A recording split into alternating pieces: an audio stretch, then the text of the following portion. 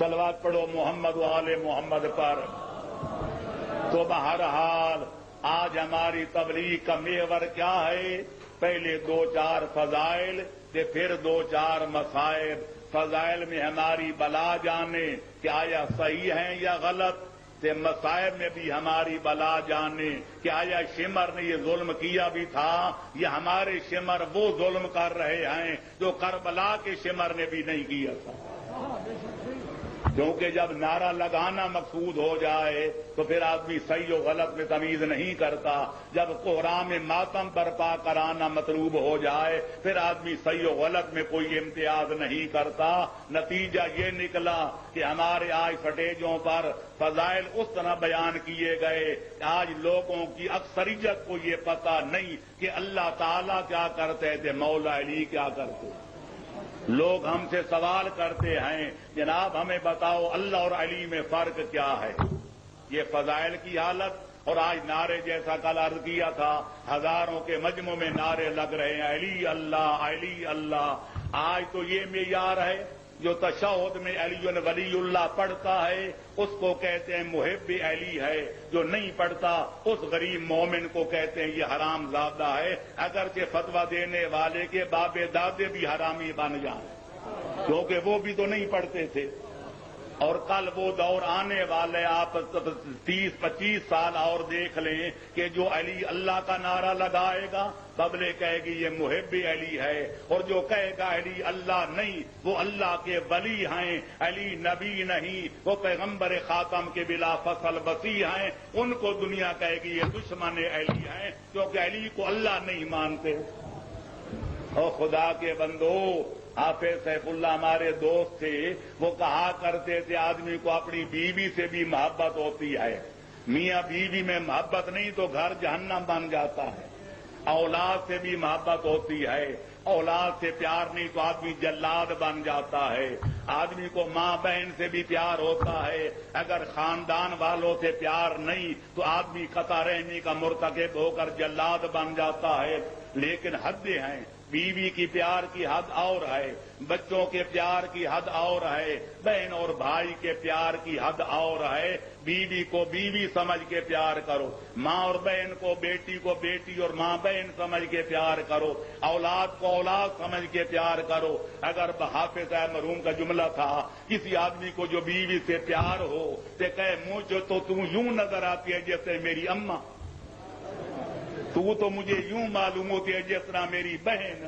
بیوی حرام ہو جائے گی جب تک کفارہ ادا نہیں کرے گا، اس وقت تک بیوی شوہر پہ حلال نہیں ہوگی۔ ہر مومن کو خدا سے بھی محبت ہوتی ہے، نبی سے بھی محبت ہوتی ہے، امام سے بھی محبت ہوتی ہے۔ تینوں سے جب تک آدمی محبت نہیں کرتا وہ مومن نہیں بن سکتا۔ لیکن اللہ کا قرآن کہتا ہے والذین آمنوا اشد حبا للہ، جو مومن ہوتے ہیں ان کو سب سے زیادہ پیار خدا سے ہوتا ہے۔ وہ نبی کو اس لیے نبی مانتے ہیں کہ خدا کا بنایا ہوا ہے، وہ علی کو اس لیے امام مانتے ہیں کہ وہ خدا کا انتخاب کردہ ہے، نبی کا اعلان کردہ ہے۔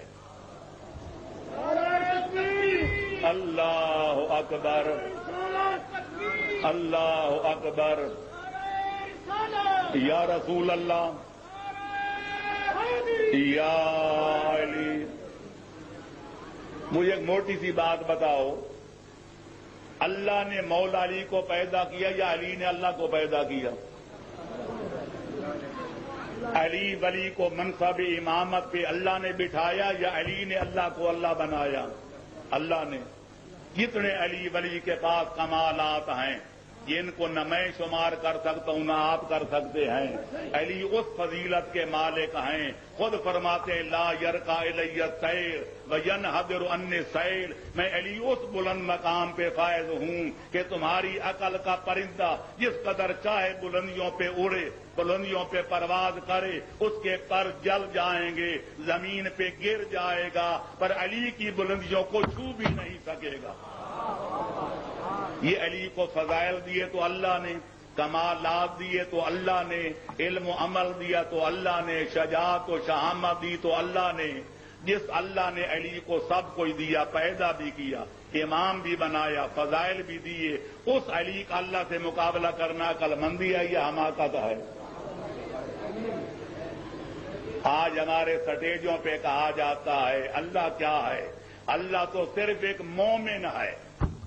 سورہ حشر میں خدا فرماتے ہیں واللہ المؤمن المہیمن العزیز الجبار، اللہ ہے ایک مومن، تے مولا علی ہیں امیر المؤمنین، یہ کائنات کے مومنوں کے امیر ہیں۔ نتیجہ کیا نکلا؟ اللہ رعایا ہے تے علی اللہ کے سردار ہیں۔ اس پر مومن لگاتے ہیں نعرہ، مجھے یہ بتاؤ اگر یہ اسلام ہے کہ اللہ رعایا ہے تے علی اس کے سردار ہیں، اگر یہ ایمان ہے تو بے ایمانی کس کو کہتے ہیں؟ اگر اسی معنی کو لیا جائے کہ مومنین میں اللہ بھی شامل ہے، المؤمنین کہ علی ہیں امیر المؤمنین، لہذا اللہ کے بھی سردار، تو پیغمبر کی بیویاں ہیں امہات المؤمنین، پیغمبر کی بیویاں ہیں مومنوں کی مائیں، کہ مومنوں میں اللہ بھی شامل ہے، لہذا پیغمبر کی بیویاں معاذ اللہ اللہ کی بھی مائیں ہیں۔ کیا کہو گے؟ ماننا پڑے گا کہ اللہ اور معنی میں مومن ہے، میں اور آپ اور معنوں میں مومن ہیں۔ ہمارا بندہ مومن کب بنتا ہے؟ جب خدا کو واحد لا شریک مانے، پیغمبر خاتم کو خاتم الانبیاء جانے، اللہ کو عادل مانے، علی اور پیغمبر خاتم کو سردار انبیاء جانے، علی اور اولاد علی کو امام مبین مانے، قیامت کو برحق مانے، جو 5 عقیدے رکھے، پھر نماز پڑھے، روزہ رکھے، واجب کو ادا کرے، حرام سے بچے، اس کو ہم مومن کہتے ہیں۔ تو اللہ بھی اسی معنی میں مومن ہے کہ وہ نمازیں پڑھتا ہے، وہ روزے رکھتا ہے، وہ حجیں کرتا ہے؟ نہیں، اللہ بھی نمازیں پڑھے تو خدا کیسے ہوگا؟